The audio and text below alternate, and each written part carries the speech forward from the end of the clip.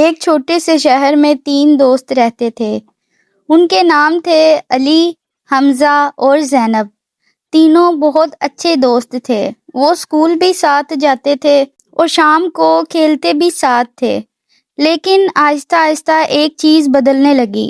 اب وہ زیادہ تر وقت موبائل گیمز کھیلتے تھے۔ اسکول سے آتے ہی موبائل، کھانا کھاتے ہوئے موبائل، سونے سے پہلے بھی موبائل۔ اب وہ پہلے کی طرح باہر کھیلنے نہیں جاتے تھے۔ ایک دن عجیب بات ہوئی۔ علی نے موبائل آن کیا تو اسکرین پر لکھا تھا گیم ناٹ اویلیبل۔ حمزہ نے بھی گیم کھولی لیکن گیم چل ہی نہیں رہی تھی۔ زینب نے بھی کوشش کی لیکن اس کے موبائل میں بھی سب گیمز بند تھے۔ تینوں پریشان ہو گئے۔ شام کو وہ پارک میں ملے، وہی پارک جہاں وہ پہلے کھیلتے تھے۔ اچانک پارک کے ایک درخت کے پاس ہلکی سی روشنی چمکی اور وہاں ایک چھوٹی سی پری ظاہر ہوئی۔ پری کے ہاتھ میں ایک چمکتی ہوئی کتاب تھی۔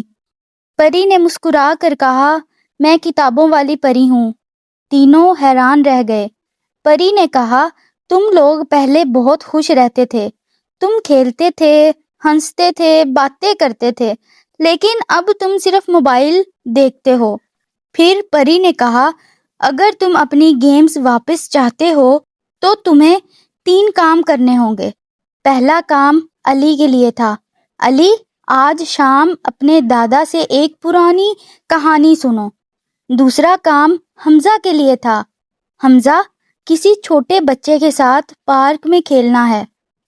تیسرا کام زینب کے لیے تھا۔ زینب، کسی کو اپنی پسند کی ایک کتاب دینا ہے۔ یہ کہہ کر پری غائب ہو گئی۔ اگلے دن تینوں نے اپنے اپنے کام کیے۔ علی نے اپنے دادا سے ایک دلچسپ کہانی سنی۔ حمزہ نے پارک میں ایک چھوٹے بچے کے ساتھ فٹ بال کھیلی اور زینب نے اپنی پسندیدہ کتاب اپنی دوست کو دے دی۔ جب شام ہوئی تو ایک عجیب بات ہوئی۔ ان کے موبائل خود بخود چمکنے لگے، گیمز دوبارہ چلنے لگے۔ اچانک وہی پری دوبارہ نظر آئی۔ پری نے مسکرا کر کہا، اب تم نے سمجھ لیا ہے، موبائل گیمز اچھی چیزیں ہیں لیکن زندگی میں اور بھی بہت سی خوشیاں ہوتی ہیں۔ یہ کہہ کر پری آسمان میں اڑ گئی۔ اس دن کے بعد تینوں دوست روز تھوڑا وقت موبائل استعمال کرتے تھے اور باقی وقت کھیلتے تھے، باتیں کرتے تھے اور کتابیں پڑھتے تھے۔ یہ کہانی ہمیں یہ سبق دیتی ہے، اصل خوشی صرف موبائل میں نہیں، دوستی اور وقت ساتھ گزارنے میں ہوتی ہے۔